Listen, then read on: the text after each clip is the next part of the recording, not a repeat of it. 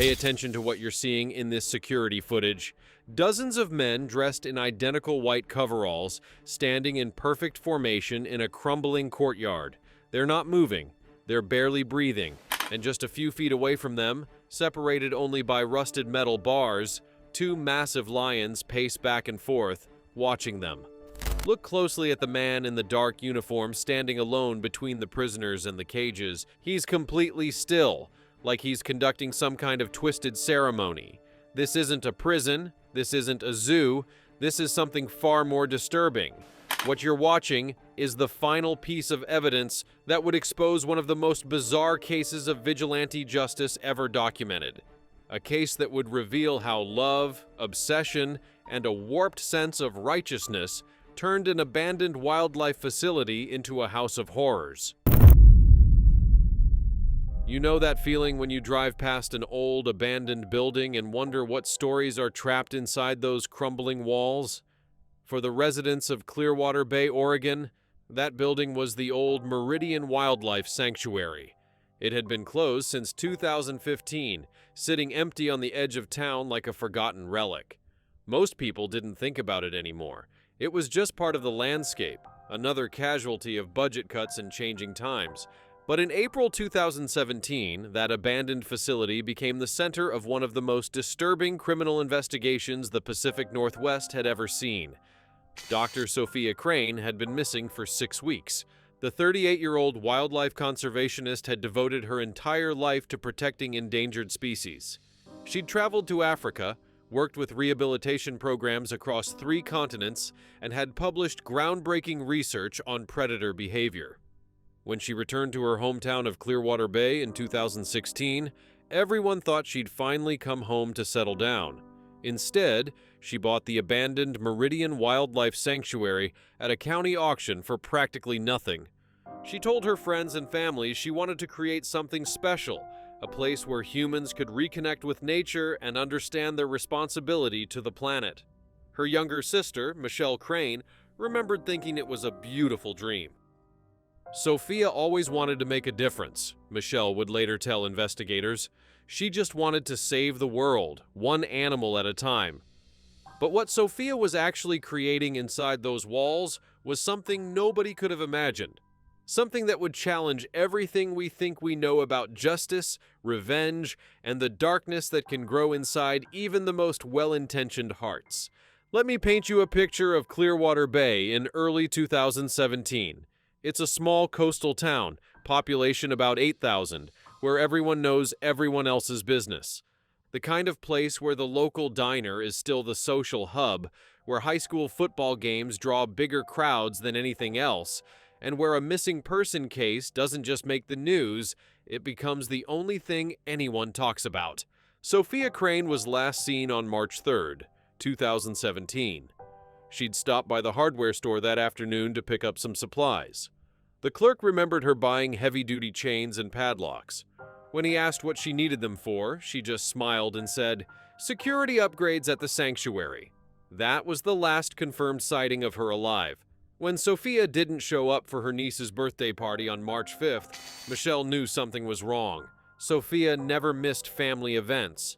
She was the aunt who always remembered birthdays, who showed up early to help set up, who brought thoughtful gifts.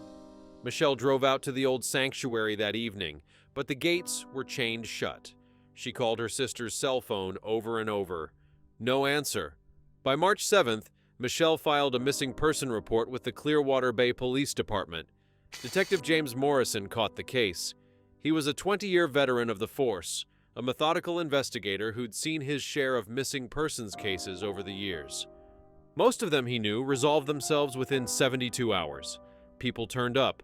They'd been visiting a friend, or they'd had a mental health crisis, or they'd just needed some space from their lives. But something about Sophia's disappearance bothered him from the start.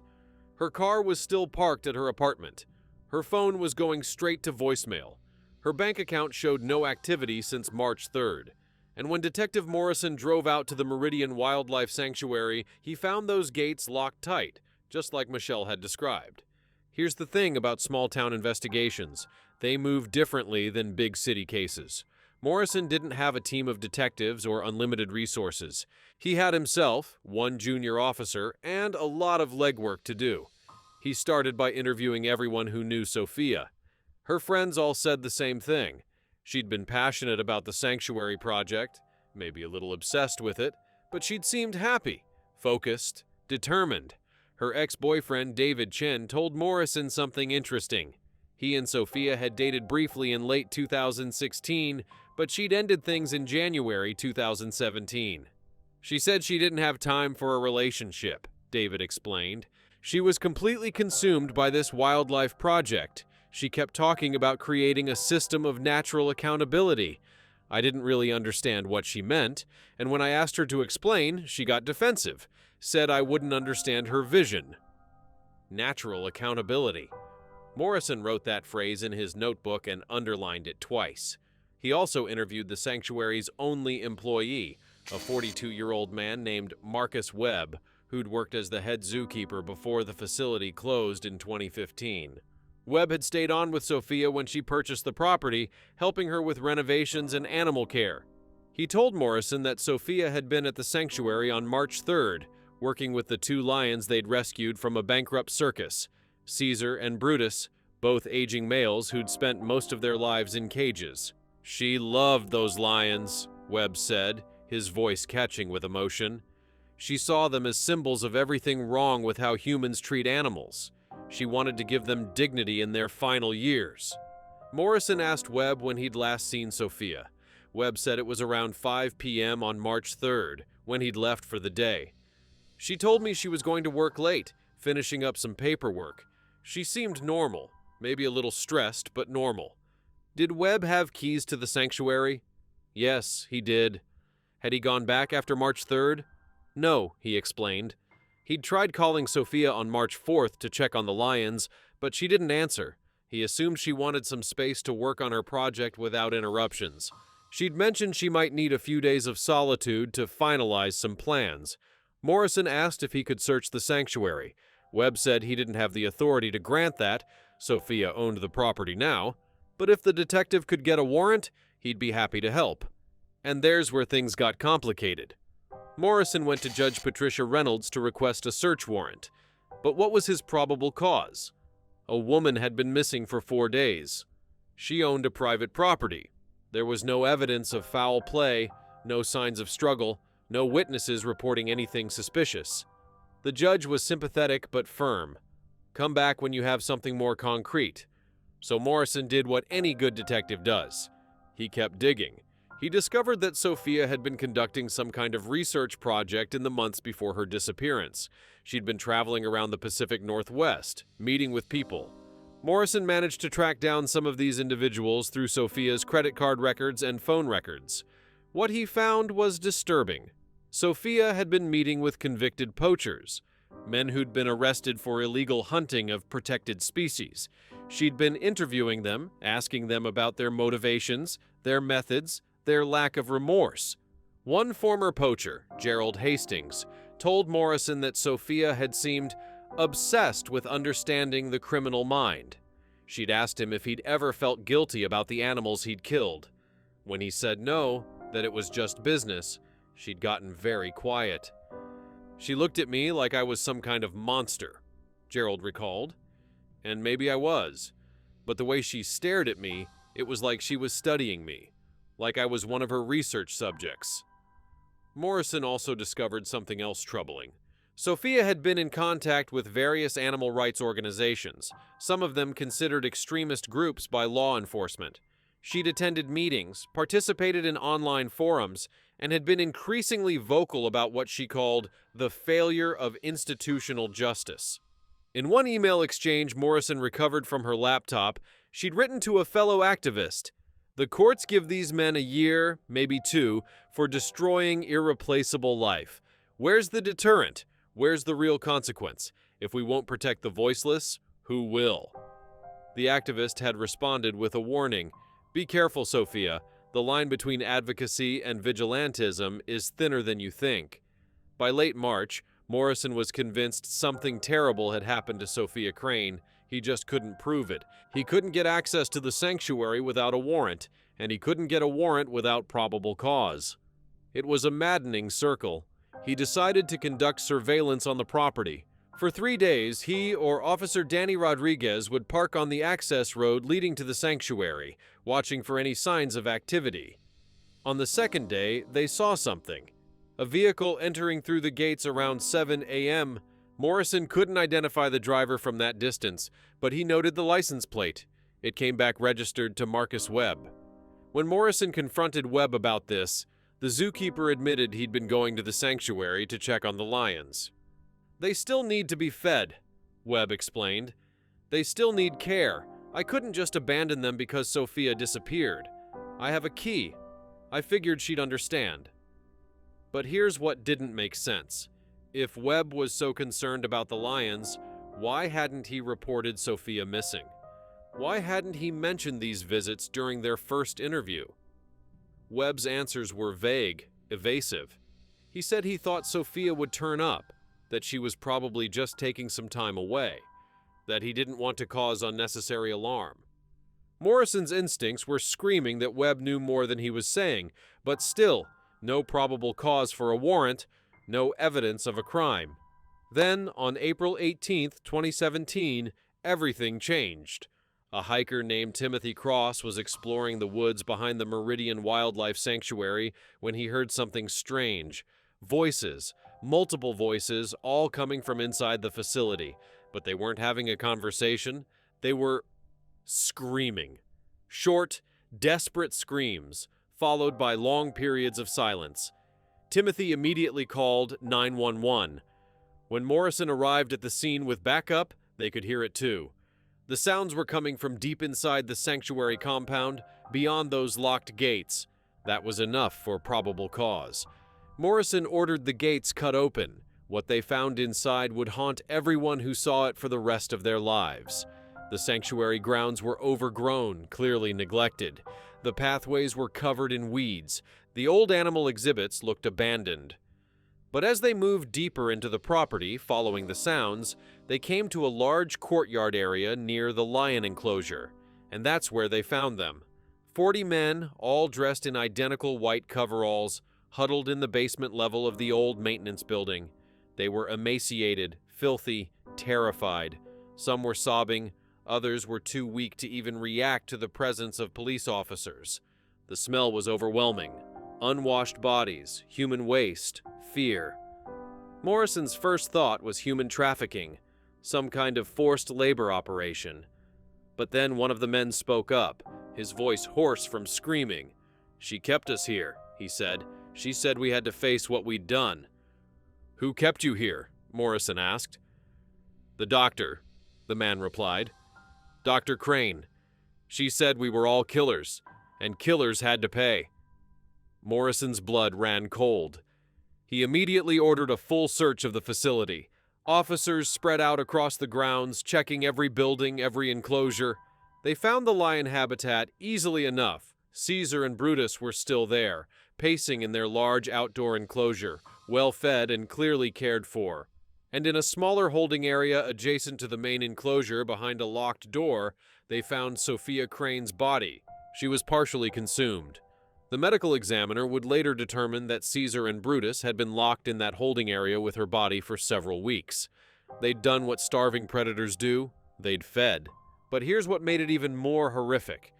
The preliminary examination suggested Sophia had died from a broken neck, not from the lions. Someone had killed her, then placed her body in that enclosure and starved the lions until they had no choice but to eat. The 40 men in the basement were immediately transported to Clearwater Bay Medical Center for evaluation and treatment. Morrison ordered the entire sanctuary locked down as a crime scene. Officers set up a perimeter. Evidence technicians were called in. And Morrison himself stood in that courtyard, trying to process what he was seeing. Detailed journals were found in Sophia's office. Page after page of meticulous handwriting, documenting what she called her rehabilitation through reflection program. She'd been kidnapping poachers, men who'd been convicted of illegally hunting endangered species, and bringing them to the sanctuary. She'd been holding them prisoner, forcing them to confront the reality of what they'd done to animals. Her entries were chilling in their rational tone. She wrote about how the justice system had failed these men, how they'd served minimal sentences and returned to their old ways. She wrote about how animals couldn't speak for themselves, couldn't seek justice, couldn't make their killers understand the weight of what they'd done. So she'd decided to create that justice herself. Every morning, she'd make the men stand in formation in the courtyard, facing Caesar and Brutus. She'd make them watch the lions, make them understand what it felt like to be prey, to be powerless, to face something that could destroy them on a whim. She'd written about how some of the men cried, how others became catatonic with fear, how a few actually seemed to experience genuine remorse. "This is what accountability looks like," she'd written in one entry. "Not a few months in minimum security, not a fine they can pay and forget. Real, visceral understanding of the fear they inflicted." But Morrison still had a critical question. If Sophia had died weeks ago, who had been keeping these men imprisoned? Who had been feeding them minimal rations? Who had been continuing her twisted program? The forensic evidence suggested Sophia had died around March 20th, roughly 2 weeks before the police found the men. But the prisoners all reported that someone had been coming to the basement every day, bringing them food and water, forcing them to participate in the daily formations in the courtyard. They described a figure in dark clothing, always wearing a mask, who never spoke, but who enforced Sophia's rules with terrifying precision. Security cameras were discovered throughout the facility. When Morrison reviewed the footage, he saw exactly what the prisoners had described: a masked figure moving through the sanctuary with purpose, feeding the men, herding them into the courtyard, making them stand for hours while the lions watched. The footage was disturbing in its systematic nature. This wasn't random violence or sadistic pleasure. This was someone following a protocol, maintaining a program, honoring a vision. But who? The investigation into what the media quickly dubbed the Lions Verdict case became a national sensation almost overnight. News crews descended on Clearwater Bay. The story had everything: a brilliant scientist turned vigilante, kidnapped victims, exotic animals, and a mystery killer still at large. Michelle Crane gave a tearful press conference, saying her sister had been struggling with depression and obsessive thoughts in the months before her death, but that the family had never imagined she was capable of something like this. "My sister loved animals more than anything," Michelle said, her voice breaking. "But I never thought she'd hurt people. I never thought she'd become this." The 40 men rescued from the sanctuary were all identified. Morrison's team cross-referenced them against Sophia's research notes and discovered they were all convicted poachers from Oregon, Washington, and Northern California. Some had served time for killing bears, others for hunting protected birds, several for elephant ivory trafficking during trips abroad. What they all had in common was that they'd been released from prison within the past 3 years. Sophia had been tracking them. She'd created files on each one, documenting their crimes, their sentences, their current addresses. She'd been systematically targeting them, watching their routines, finding moments when they were vulnerable. A man leaving a bar late at night, another walking to his car after work. One by one, she'd abducted them and brought them to the sanctuary. The method was always similar. She'd approach them with some pretense, asking for directions, offering help with a flat tire, pretending to be a journalist writing about wildlife crimes. Once she got them close enough, she'd use a stun gun to incapacitate them. Then she'd transport them in a modified van she'd purchased specifically for this purpose, one with no windows in the back and reinforced locks. One victim, Raymond Cruz, described his abduction in detail to police. He'd been walking to his truck after finishing his shift at a lumber mill when a woman approached him asking if he knew where the nearest gas station was. "I stopped to help her," Raymond said. "I'm not a monster, you know. I made mistakes with the hunting stuff, but I'm not a bad person. I wanted to help, and then I felt this shock go through my whole body, and everything went black." He woke up in the sanctuary basement, wearing white coveralls, surrounded by other confused and terrified men. Sophia stood at the entrance, calm and composed, and explained to them why they were there. "You took lives without permission," she told them. You destroyed families, ended bloodlines, contributed to extinction. And you served what? A year? 2 years? You walked free while entire species edged closer to oblivion because of you. That's not justice. This is justice. The legal questions were staggering. These men had been held prisoner and tortured, because that's what it was, torture, but they were all convicted criminals. Some of them had served minimal sentences for genuinely horrific crimes against endangered species. The public response was complicated. Online forums exploded with debates about vigilante justice and whether these men deserved what happened to them. Some commenters praised Sophia's actions, calling her a hero who did what the legal system wouldn't. Others were horrified, pointing out that she'd become exactly what she claimed to hate, someone who inflicted suffering without mercy or legal oversight.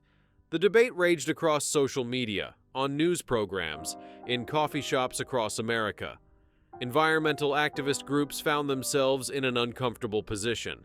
Many of them had respected Sophia's early work, had cited her research, had considered her an ally in the fight to protect endangered species.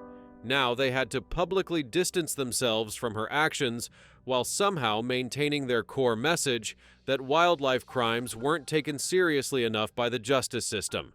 Dr. Jennifer Walsh, director of the Pacific Wildlife Coalition, gave an interview that captured the complexity. What Dr. Crane did was absolutely wrong, and we condemn it without reservation. But let's not forget why she felt driven to such extremes. These men did commit serious crimes. They did contribute to the potential extinction of irreplaceable species. And yes, the sentences they received were disproportionately light. We need to have a serious conversation about that disconnect, not to justify what Dr. Crane did, but to understand the frustration that led her there. But Morrison wasn't interested in public opinion or philosophical debates. He was interested in finding a killer. The forensic pathologist, Dr. Helen Zhao, provided her full report on Sophia's body in late April. The cause of death was a broken C2 vertebra, consistent with a high-impact force to the back of the neck. The angle of the break suggested Sophia had been struck from behind while standing. Time of death was estimated at March 20th, give or take 24 hours, based on decomposition and other factors, though the presence of the lions complicated the analysis. Here's the crucial detail. There were no defensive wounds on Sophia's hands or arms. She hadn't fought back. That suggested either she'd been taken completely by surprise or she'd known and trusted her attacker. Dr. Zhao also found something interesting in Sophia's stomach contents. She'd eaten a meal roughly 2 hours before death, pasta with tomato sauce, bread, and what appeared to be red wine. Morrison checked the sanctuary kitchen. Sure enough, he found the remnants of that meal, a pot with dried pasta sauce, an empty wine bottle, 2 glasses. 2 glasses. Sophia had been having dinner with someone on the night she died, someone she trusted enough to share a meal with, someone who, 2 hours later, would kill her. Morrison went back to Marcus Webb. The zookeeper had seemed genuinely devastated by Sophia's death, but Morrison had been doing this job long enough to know that emotion and guilt weren't mutually exclusive. He brought Webb in for another interview, this time at the station, this time on the record. Webb maintained his story. He'd left the sanctuary at 5 p.m. on March 3rd. He hadn't returned until April 18th when police cut open the gates, except for those morning feeding visits he'd mentioned. He'd been trying to reach Sophia by phone the entire time, increasingly worried, but he'd respected what he thought was her need for space. "What about the prisoners in the basement?" Morrison asked. "Did Webb know about them?" Webb's face went pale. "No," he said firmly. "I had no idea. I worked in the public areas, mostly with the lions. Sophia handled everything else. She was very private about her projects." Morrison pushed harder. The basement wasn't that far from the lion enclosure. Webb went there every morning to feed Caesar and Brutus. How could he not have heard anything, seen anything? Webb insisted the facility was large, that he focused on his animal care duties, that Sophia had always been very clear about boundaries and private spaces. "What about dinner with Sophia on March 20th? Morrison asked. "Were you there that night?" Webb's expression changed. Not dramatically, but Morrison had interviewed enough suspects to recognize the subtle shift, the momentary calculation happening behind someone's eyes when they realize the detective knows more than they thought. "I don't remember," Webb said slowly. "That was weeks ago. I might have been there. Sophia and I had dinner sometimes. We were friends. We worked together." Morrison showed him the crime scene photos of the two wine glasses. Webb stared at them for a long moment. "If I was there, I don't remember it being that night specifically," he finally said. "Like I said, we had dinner together sometimes."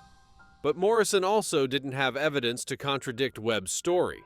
No witnesses placing him at the sanctuary during the critical time period besides his own admission of morning feeding visits.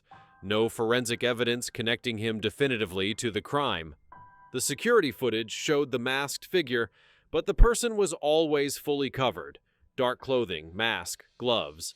Height and build suggested male, average size, but that description could fit thousands of people. Morrison obtained a warrant to search Webb's apartment in downtown Clearwater Bay. What they found was a shrine to Sophia Crane, photographs of her covered one wall of his bedroom. Not creepy stalker photos, but professional shots, candids, pictures that looked like they'd been taken during their time working together at the sanctuary. There were articles about her research, printed and highlighted. There were her published papers, annotated in Webb's handwriting. The annotations were particularly revealing. Webb had underlined phrases like natural consequences, predator-prey dynamics, survival instinct, and justice through understanding. In the margins, he'd written his own thoughts. "This is the key. Society has forgotten this truth. The courts fail because they're too removed from nature." In Webb's journal, because of course he kept a journal, Morrison found entries that revealed the depth of Webb's feelings for Sophia. He'd been in love with her. Deeply, obsessively in love with her. He wrote about how she was the only person who truly understood the noble nature of animals, the only person who saw the world the way he did. But there was something else in those journal entries. Webb had known about the poachers. He'd known what Sophia was doing, and he'd approved. "She is creating a justice system that the law failed to provide," he'd written on February 12, 2017. "These men took lives without remorse. They deserve to understand fear. They deserve to face their victims' relatives, the lions who survived the slaughter of their kind." On March 15th, 5 days before Sophia's estimated time of death, Webb had written something chilling. "She wants to stop. She told me today that she's gone too far, that this isn't justice, it's revenge, and she needs to end the program and turn herself in. She doesn't understand that you can't just stop halfway. This is bigger than her guilt. This is about creating real change." Morrison read that entry 3 times. Then he brought Webb back in. This time, Morrison laid out everything. The journal entries, the dinner on March 20th, the security footage, the continued imprisonment of the men after Sophia's death. He told Webb that he knew, that the evidence was building, that the smart move was to tell the truth now before things got worse. And slowly, like a dam beginning to crack, Webb's resistance crumbled. But he didn't confess to murder. Instead, he told Morrison a story that was somehow even more disturbing than a simple confession would have been. According to Webb, he and Sophia had been working together on the rehabilitation program from the beginning. He'd helped her research the poachers. He'd helped her modify the basement to hold them. He'd helped her design the daily formations in the courtyard. It was a collaboration, he insisted, a shared vision of natural justice. "We were partners in this," Webb said, his voice steady but his eyes haunted. "She had the scientific mind, the research background, the credibility. I had the practical knowledge about animals, about how to manage the facility, about what would actually work. Together, we were creating something revolutionary." He described how they'd spent months planning, how they'd discussed every detail of the program. The white coveralls were Sophia's idea. She wanted the men stripped of their individual identities, made to feel uniform, interchangeable, like the animals they'd killed. The daily formations were Webb's contribution. He'd read about behavioral conditioning in animals and thought the same principles could apply to humans. "We weren't trying to hurt them permanently," Webb insisted. "We were trying to rehabilitate them, to make them understand on a visceral level what they'd done. Some of them did understand. I saw it in their eyes. Real remorse, real change. That's what we wanted." But in mid-March, Sophia had changed her mind. She'd started to see what they were doing as wrong, as a betrayal of everything she'd stood for as a scientist and conservationist. She told Webb she was going to release the prisoners, turn herself in to police, and face the consequences of her actions. Webb couldn't let that happen. He'd devoted everything to this project, to Sophia's vision. He'd quit his job, isolated himself from his family, poured his entire existence into helping her create this system of accountability, and she wanted to just give up? "She called me on March 20th, Webb said, asked me to come to the sanctuary, said we needed to talk about the future of the program. I thought maybe she'd changed her mind back, that she'd remembered why we started this in the first place." He arrived at the sanctuary around 7 p.m. Sophia had made dinner, pasta, her specialty. They opened a bottle of wine.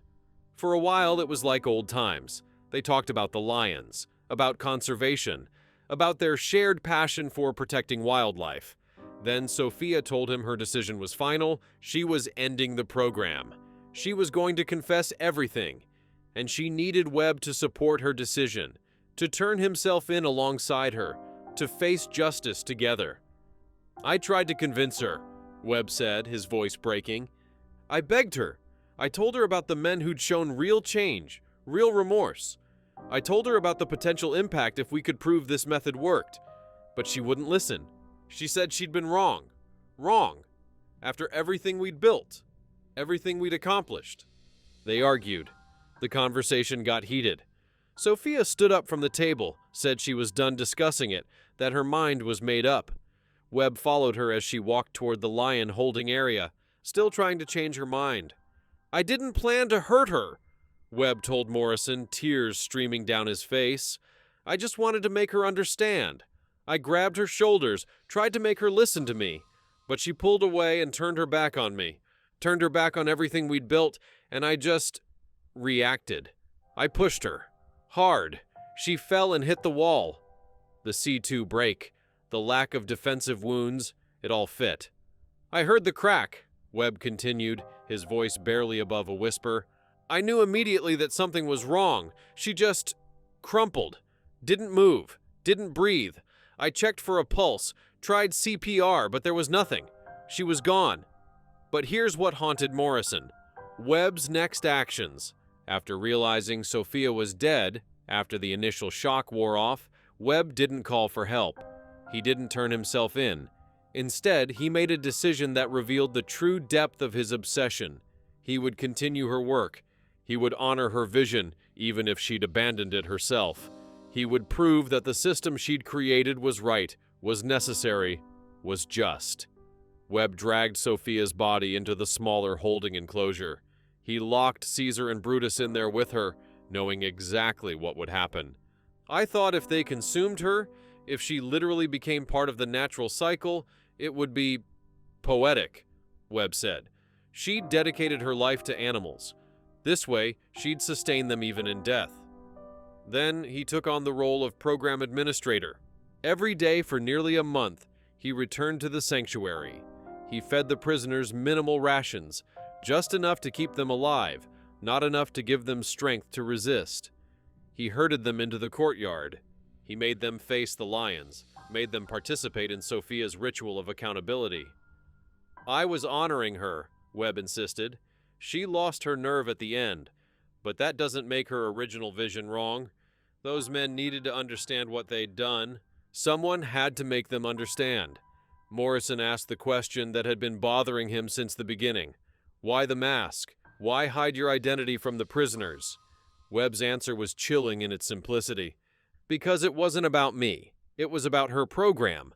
I was just the guardian of her vision.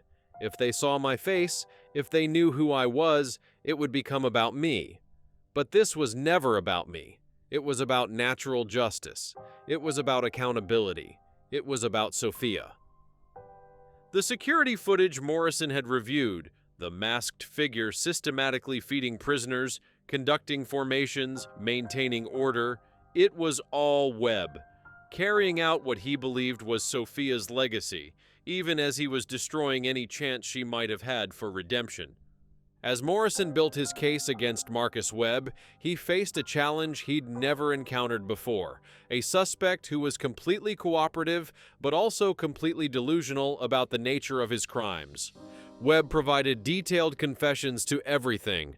He walked investigators through his entire involvement with Sophia's program, from the initial planning stages, to the moment of her death, to his month-long continuation of her work.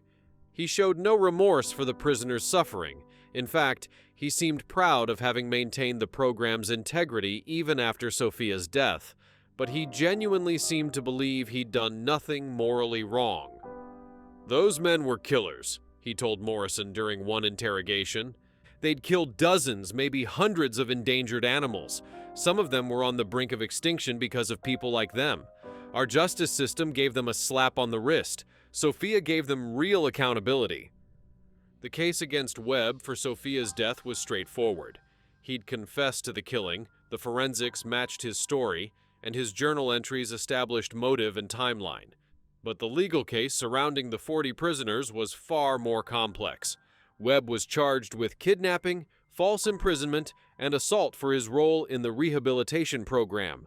But his defense attorney, a public defender named Robert Martinez, immediately filed motions arguing that Webb couldn't be solely responsible for crimes that began months before Sophia's death.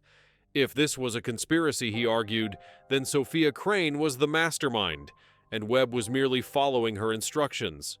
The prosecution, led by District Attorney Catherine Mills, countered that Webb's actions after Sophia's death, continuing the program, keeping the men imprisoned, forcing them to participate in the formations, were independent crimes that he committed of his own volition.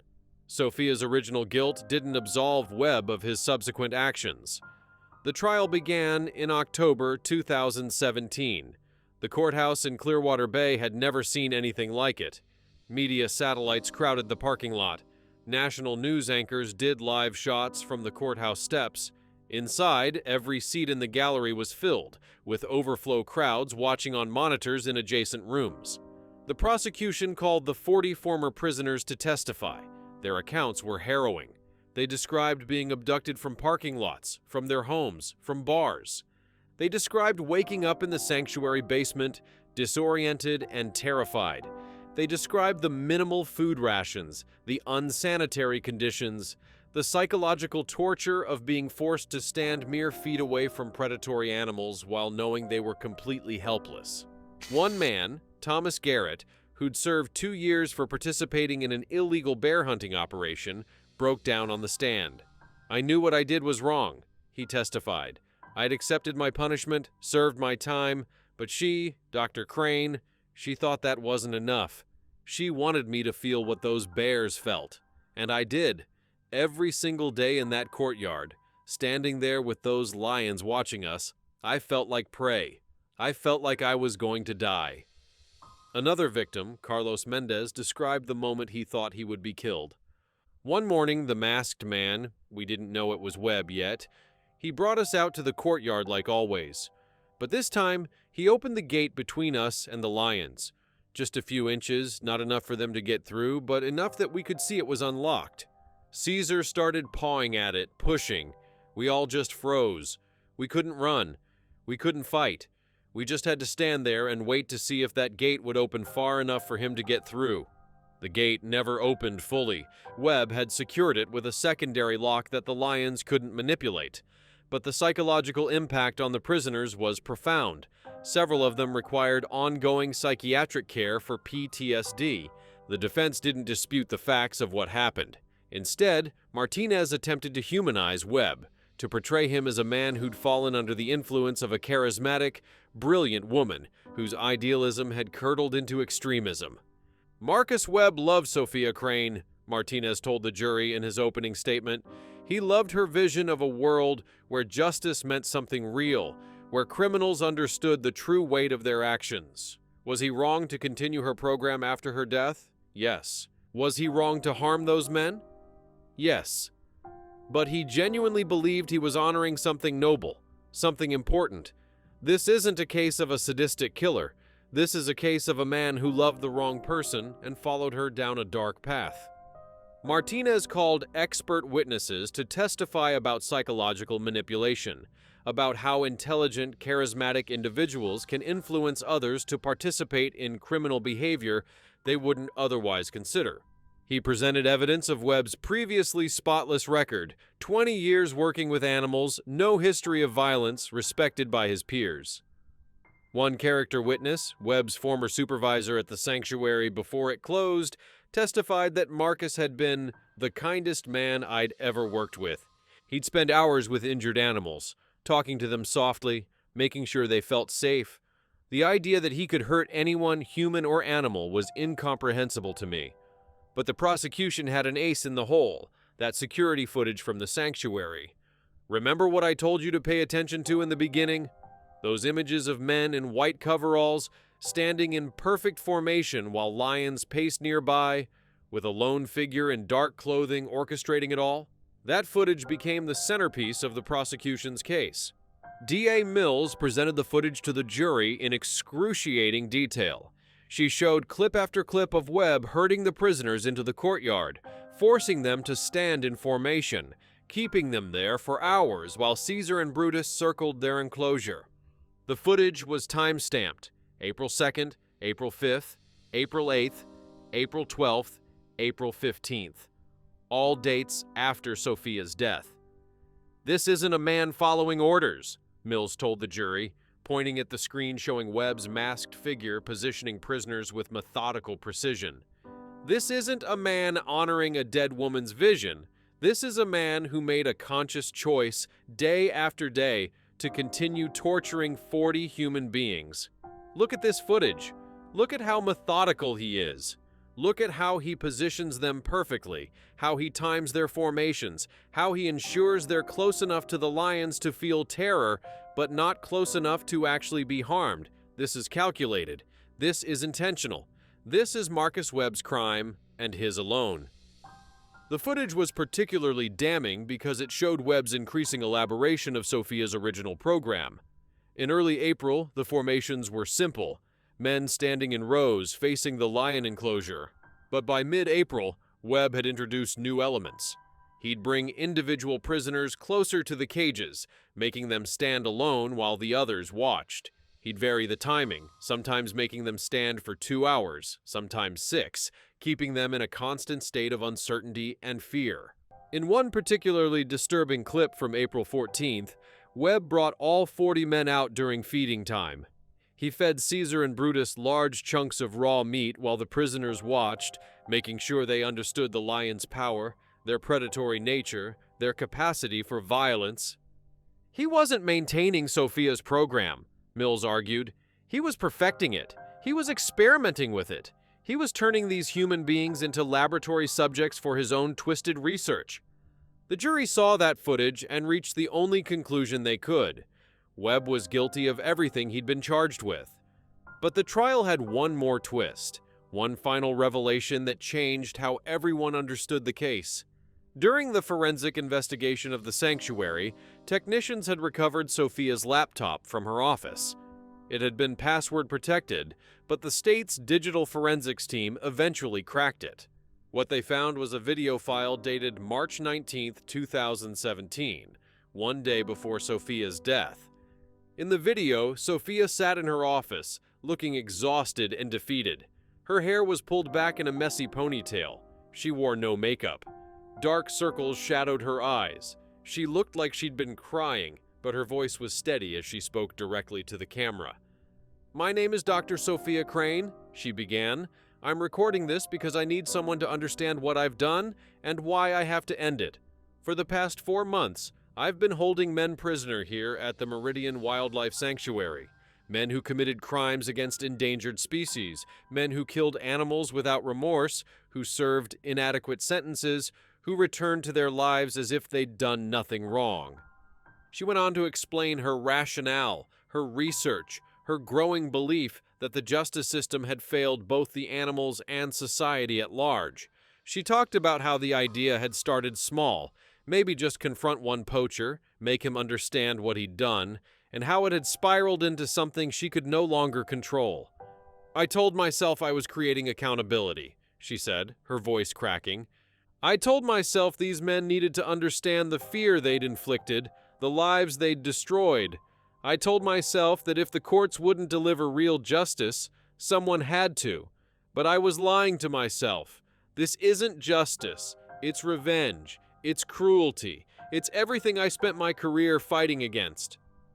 She described the toll the program had taken on her mental health, the nightmares, the constant anxiety, the growing realization that she'd become the very thing she hated, someone who inflicts suffering without mercy, who decides unilaterally what punishment others deserve. Marcus helped me, she continued. He believed in this program as much as I did, maybe more. He never wavered, never questioned, never showed doubt.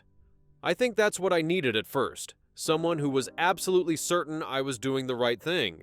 But now his certainty terrifies me. He can't see what I finally see, that we've crossed a line we can never uncross. Then came the crucial part, the statement that would become central to the prosecution's case. Tomorrow I'm going to release everyone. I'm going to call the police and turn myself in. I'm going to face the consequences of what I've done. Marcus doesn't agree with this decision. He thinks I'm betraying our work. But there is no our work. There's only my crime, and I have to answer for it. The video ended with Sophia looking directly into the camera, tears finally falling. If you're watching this, it means I followed through. It means I found the courage to do the right thing. I hope those men can forgive me someday. I hope the animals I claim to protect can somehow know that I finally understood. You don't honor life by destroying it. To my sister Michelle, I'm sorry. I'm so sorry. And to Marcus, if you're watching this too, you have to let me do this. Please, let me make this right. But Sophia never got the chance to release the prisoners. She never got the chance to turn herself in. Because that next evening, Marcus Webb made sure her crisis of conscience wouldn't interfere with what he saw as their sacred mission. The prosecution introduced this video during the trial, and it fundamentally shifted the narrative. It proved that Sophia had wanted to end the program. It proved that Webb had known she planned to confess. And it proved that Webb's killing of Sophia, whether intentional or not, had served the purpose of ensuring the program continued. Marcus Webb didn't just kill Sophia Crane in a moment of passion, D.A. Mills argued in her closing statement. He killed her to silence her conscience and preserve what he believed was a noble experiment. She was going to set those men free. She was going to end their suffering, and he couldn't allow that because, in his mind, their suffering was necessary. Their fear was justice. Their torment was accountability. Mills walked the jury through the timeline one more time. Sophia records her video on March 19th, saying she'll release the prisoners the next day. Webb comes over for dinner on March 20th. They argue about her decision. She refuses to back down, and he pushes her into a wall hard enough to break her neck. Then, Mills continued, for the next month he continues torturing those men in her name. He doesn't just maintain what she built, he expands it, he refines it, he experiments with new ways to terrify them. This isn't a man who made one terrible mistake in a moment of passion. This is a man who made 40 decisions, one each day for a month, to continue inflicting suffering. The defense had no real rebuttal. The evidence was overwhelming. Webb's own confessions, the security footage, Sophia's video, it all pointed to the same conclusion. Martinez could only argue for leniency, suggesting that Webb's genuine delusion about the righteousness of his actions should be a mitigating factor in sentencing. The jury deliberated for less than 4 hours. When they returned, the verdict was unanimous on all counts. Guilty. On November 3, 2017, Marcus Webb was found guilty on all counts. The judge scheduled sentencing for 2 weeks later, giving the victims and their families time to prepare impact statements. The sentencing hearing was emotional and contentious. Several of the 40 men testified about the ongoing impact of their imprisonment. Raymond Cruz, the lumber mill worker who'd stopped to help someone he thought needed directions, spoke through tears about his lingering fear of animals. his inability to visit zoos with his young children, his nightmares about being trapped and helpless. "I made mistakes," Raymond said. "I participated in illegal hunting. I served my time. I was trying to rebuild my life." And then Dr. Crane decided that wasn't enough. She decided I needed to be punished more. Mr. Webb decided the same thing. They took weeks of my life. They took my sense of security. They took my ability to trust people who ask for help. I don't know if I'll ever get those things back. But not all of the victims' statements focused purely on condemnation. Thomas Garrett, the man who'd broken down on the witness stand, gave a complex and nuanced testimony that surprised many in the courtroom. "What they did was wrong," Thomas began. "Let me be clear about that. Kidnapping us, holding us prisoner, terrorizing us, that was absolutely wrong. But I also need to be honest about something else. Before this happened, I didn't really understand the impact of what I'd done. Killing those bears was just a thing I did. I served my time, paid my fine, and moved on. I never really thought about those animals as individuals with their own right to exist." He paused, gathering his thoughts. Standing in that courtyard, watching those lions, seeing their power and their dignity, feeling that primal fear, it changed something in me. Not because it was right for them to do that to me, but because for the first time I actually understood that animals aren't just things. They're alive in the same way I'm alive. They feel fear like I felt fear in that courtyard. And I caused that fear. I caused that suffering. Thomas looked directly at Webb. "What you did was wrong. But you weren't wrong that the system failed to make us understand. I wish there was a way to create that understanding without the cruelty, without the trauma. But there isn't. And that's something we all have to live with." The prosecution also introduced statements from wildlife conservation organizations, some condemning Webb's actions unequivocally, others acknowledging the uncomfortable truth at the heart of the case, that wildlife crimes often do carry minimal consequences, and that disconnect between the severity of the crime and the lightness of the punishment can drive people to desperation. Dr. Jennifer Walsh, the director of the Pacific Wildlife Coalition who'd given that earlier interview, submitted a written statement that the judge read aloud. Marcus Webb's actions were criminal and must be punished as such, but this case should also force us to examine why someone felt driven to such extremes. When a poacher who contributes to species extinction serves less time than someone who commits tax fraud, what message are we sending? This doesn't excuse Mr. Webb. Nothing excuses what he did, but it should prompt serious reflection about how we value non-human life in our justice system. When it was Webb's turn to make a statement, he stood before the packed courtroom and spoke for nearly 20 minutes. He apologized to the 40 men for their suffering, but his apology felt hollow because he immediately followed it with justifications. "I'm sorry you were traumatized," he said. "I'm sorry you experienced fear and discomfort. But I'm not sorry for trying to make you understand the weight of your actions. Every animal you killed experienced that same fear, that same helplessness. The difference is, you survived. You get to go home to your families. Those animals never got that chance." He talked about Sophia, about her vision, about what he believed they were trying to accomplish together. "She was brilliant," he said, his voice breaking. "She saw the world so clearly. She understood that we've created systems that value human life above all else, that treat animals as property instead of beings with inherent worth. She tried to correct that imbalance. And yes, the method was flawed. Yes, we hurt people. But the goal was righteous." Then he addressed Sophia's video confession directly. She called it revenge. But revenge is personal. This was never personal. It was systematic. It was about creating a justice that the courts refused to provide. She lost her nerve at the end because she was too gentle, too empathetic. But that doesn't mean the vision was wrong. It just means she couldn't carry it through.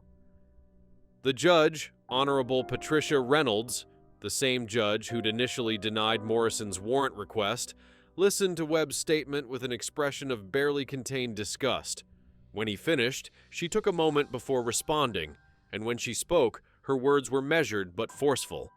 "Mr. Webb, I've been a judge for 23 years.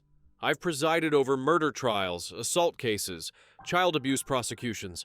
I thought I'd seen the full spectrum of human cruelty and rationalization, but your case has shown me something new: the danger of absolute moral certainty combined with complete disregard for legal and ethical boundaries. She went on to detail the specific harms Webb had caused, not just to the 40 men he'd imprisoned, but to the broader cause of wildlife conservation. "You claim to have been fighting for animals," Judge Reynolds said. "But what you've actually done is given ammunition to everyone who wants to dismiss animal rights activists as extremists and terrorists. You've set back the cause you claim to champion by decades." Then she addressed the sentencing. "The law provides specific penalties for the crimes you've committed. First-degree murder in the death of Dr. Sophia Crane carries a sentence of life in prison. Each count of kidnapping carries up to 30 years. Each count of false imprisonment, up to 5 years. Each count of assault, additional time. The prosecution has recommended that these sentences run consecutively, meaning you would serve them one after another rather than simultaneously." Judge Reynolds paused, looking directly at Webb. "I agree with that recommendation. Marcus Webb, you are hereby sentenced to life in prison without the possibility of parole for the murder of Sophia Crane. Additionally, you are sentenced to 30 years for each of the 40 counts of kidnapping, to run consecutively. That's 1,200 years for the kidnapping charges alone. Add the assault and false imprisonment charges, and your total sentence is effectively 1,500 years in prison." She let that number hang in the air. "Of course you won't live that long. No one could. But I want to make absolutely clear that if you somehow did live that long, you would serve every single year. You will never again walk free. You will spend the rest of your natural life in a prison cell, with plenty of time to reflect on whether your vision of natural justice was worth the destruction you caused. Mr. Webb, love does not justify violence, belief does not justify torture, and your vision of justice was nothing more than a nightmare dressed up in the language of environmentalism. The court hopes that the rest of your life in prison gives you the time to develop the conscience you so clearly lack today." The bailiffs led Webb away. He didn't resist. He didn't make a scene. He just looked back at the courtroom one last time, his eyes seeking out the photograph of Sophia that Michelle had brought to the hearing. Then he was gone. In the aftermath of the trial, the case sparked significant changes in how wildlife crimes were prosecuted and sentenced. Several states, including Oregon, introduced new legislation increasing penalties for poaching and illegal hunting of endangered species. The Sophia Crane Act, as it became known in conservation circles, though Michelle hated that name, mandated minimum sentencing guidelines and required courts to consider the ecological impact of wildlife crimes during sentencing. But the legal changes didn't undo the trauma. The 40 men who'd been imprisoned all required extensive psychological treatment. Several lost their jobs during their captivity and struggled to rebuild their careers. A few faced additional legal troubles. Their kidnapping ordeal had brought renewed attention to their original wildlife crimes, and some jurisdictions pursued additional charges. Raymond Cruz struggled for years with PTSD and eventually moved his family to Nebraska, as far from the coast and the memories as he could get. Thomas Garrett followed through on his epiphany in that courtyard and started Second Chances, his nonprofit that works with former wildlife crime offenders.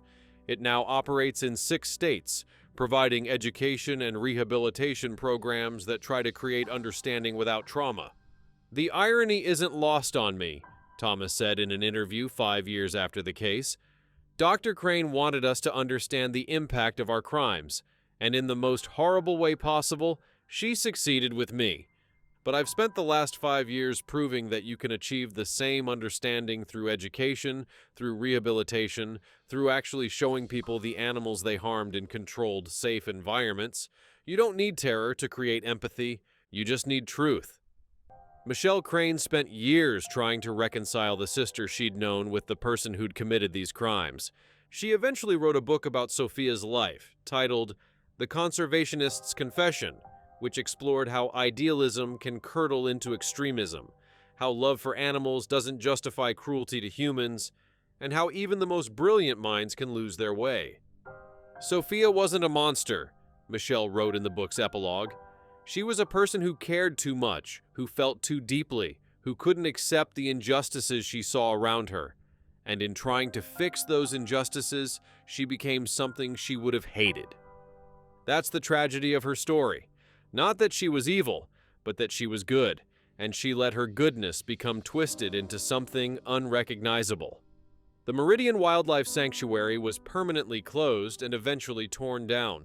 Caesar and Brutus, the two lions who'd been unwilling participants in Sophia's program, were transferred to a genuine sanctuary in Colorado called Wild Haven, where they lived out their remaining years in peace. Caesar died in 2019 at the age of 18. Brutus followed in 2020. Neither had ever harmed a human being despite being used as instruments of fear. As for the security footage that captured those haunting images of men in white coveralls standing before caged lions, it became evidence not just of Webb's crimes, but of how far someone could go in the name of a distorted vision of justice. Prosecutors from D.A. Mills's office later used it in training seminars about recognizing and preventing vigilante violence, about the dangers of moral absolutism, and about the importance of maintaining legal boundaries even when those boundaries feel inadequate. The footage also found an unexpected second life in criminology and psychology courses across the country. Professors showed it as an example of how systematic abuse requires planning, methodical execution, and often a rationalization system that frames cruelty as righteousness. One criminologist, Dr. Aaron Foster of Northwestern University, wrote extensively about the case. What Marcus Webb did was create a ritual of trauma. The white coveralls stripped identity.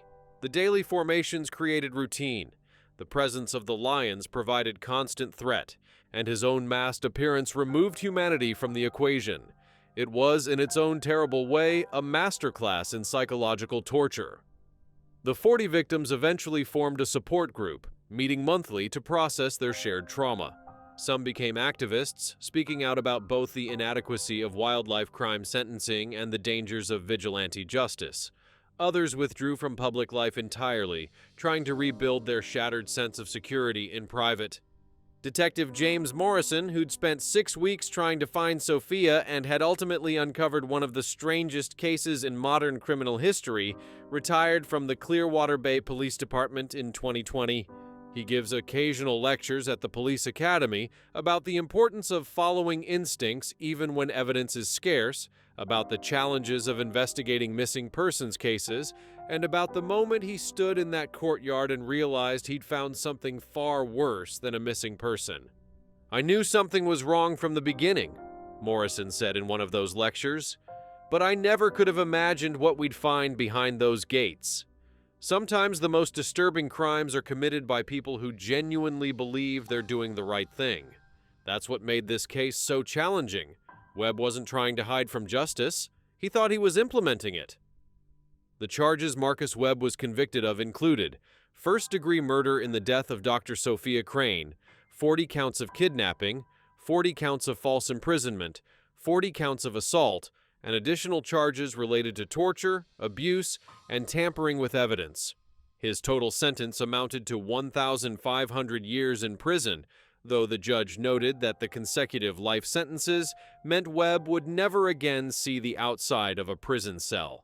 During his first year in prison, Webb gave one interview to a journalist writing a book about the case.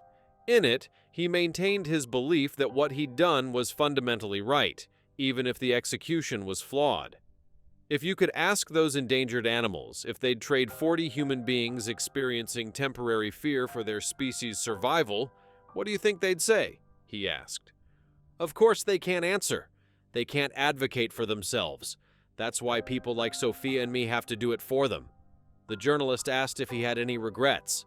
Webb thought for a long moment before answering, "I regret that Sophia died. I regret that I was the cause of her death, but I don't regret trying to create a justice system that actually values non-human life. Someone had to do it." That interview ended up being Webb's last. Prison officials subsequently prohibited further media contact, noting that his continued lack of remorse and his attempts to justify his crimes were re-traumatizing to his victims. In the end, the lion's verdict case became a cautionary tale about the dangers of self-righteousness, the slippery slope from activism to extremism, and the profound responsibility we all bear when we claim to speak for those who cannot speak for themselves. Sophia Crane had dedicated her life to protecting animals, but in her final months, she'd forgotten the most important principle of conservation, that all life has value, that suffering is suffering regardless of who experiences it, and that justice without mercy is just another form of cruelty. Michelle Crane visits her sister's grave every year on what would have been Sophia's birthday. She brings wildflowers, not roses. Sophia always preferred native plants, and she whispers the same thing every time. "You wanted to save the world, sis. I just wish you'd remembered that the world includes all of us, even the ones who make mistakes, even the ones who needed punishment but also deserved humanity. I hope you understand that now. I hope you found peace." Rest in peace, Dr. Sophia Crane. Your life mattered. Your early work mattered. And we remember you not for the darkness of your final months, but for the light you tried to bring to the world before you lost your way.